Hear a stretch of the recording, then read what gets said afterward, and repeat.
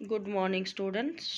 Today we read chapter 3, part 2, परिवर्तन। Part 1 हमने last video में पढ़ा था। आज हम पार्ट 2 करेंगे।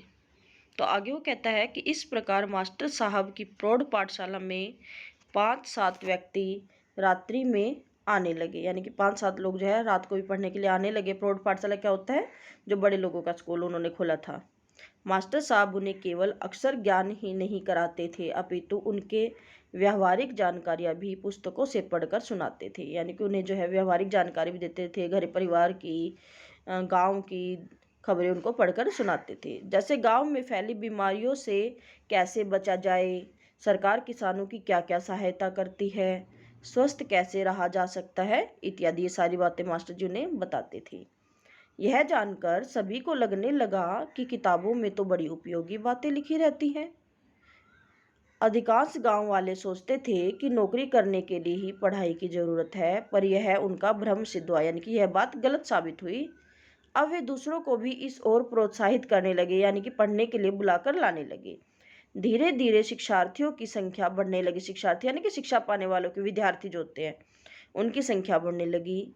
अब वे अपने बच्चों को पढ़ाने के भी उतने विरुद्ध न थे, यानी कि बच्चों को भी पढ़ाना चाहते थे। मास्टर साहब गांव की समस्या जानते थे। उन्होंने एक काम और किया। स्कूली पढ़ाई के बाद वे 1 घंटा बच्चों को रोके रखते।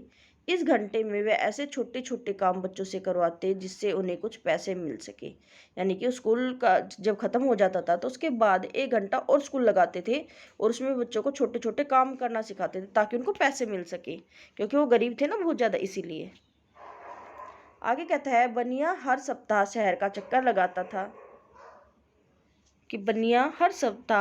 चक्कर लगाता था उससे उन्होंने रद्दी अखबार मंगवा लिए। बच्चे उनके लिफाफे बना देते। बनिया जब शहर जाता तो उन्हें बेच आता, यानी कि अखबार जो था उनसे लिफाफे बना देते और शहर जाता तो उन्हें बेच आता। जो पैसे आते वे अपने अपने काम के हिसाब से सभी बच्चों को लागत निकाल कर दे दिए जाते, यानी सभी को पैसे जितने लगे हैं काम में उतने पैसे हटाकर सभी बच्चों को जो मुनाफा आता वो उनको दे दिया जाता है। इसी प्रकार उन्होंने धीरे धीरे और भी काम प्रारंभ करवा दिए। सुतली की पट्टी, मूंज के आसन, ढाक के पत्तों के दोने, पत्तल आदि बनाने का काम बच्चे बड़ी कुशलता से करने लगे। यानी कि जो मैट वगैरह थे और जो पत्तल वगैरह थी वो बनाने का काम बच्चे करने लगे। गांव से कोई ना कोई हर व्यक्ति तो शहर जाता ही था, यानी कि कोई ना कोई व्यक्ति शहर जाता था। मास्टर जी उसी से कहकर उन्हें भेजकर बिकवा दिया करते थे, यानी कि जो भी सामान था उस आदमी को दे देते और वो बेचकर जो पैसे मिलते वो मास्टर जी को दे देता। इससे बच्चे महीने में कुछ रुपए तो कमा ही लेते थे।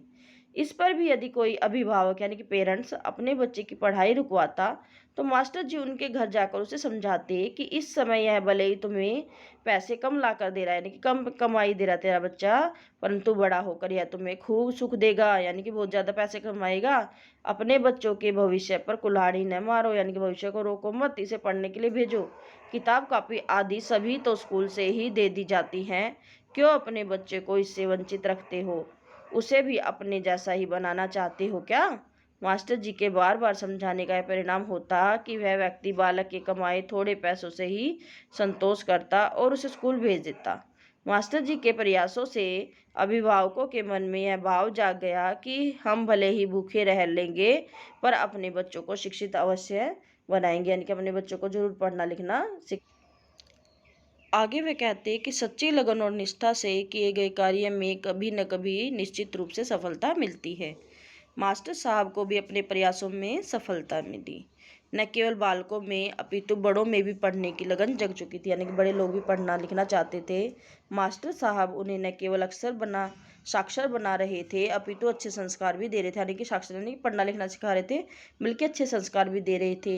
व्यक्तित्व निर्माण, परिवार निर्माण और समाज निर्माण, ये उनकी शिक्षा के 3 लक्ष्य थे, यानी कि ये 3 चीज़ें वो उन्हें देना चाहते थे। इस कार्य में सबसे बड़ा सहयोग उनके विद्यालय की बालक सेना दे रही थी। पूरे गांव की सफाई करना, बरसात में गड्ढे भरना आदि अनेक कार्य वह करती थी।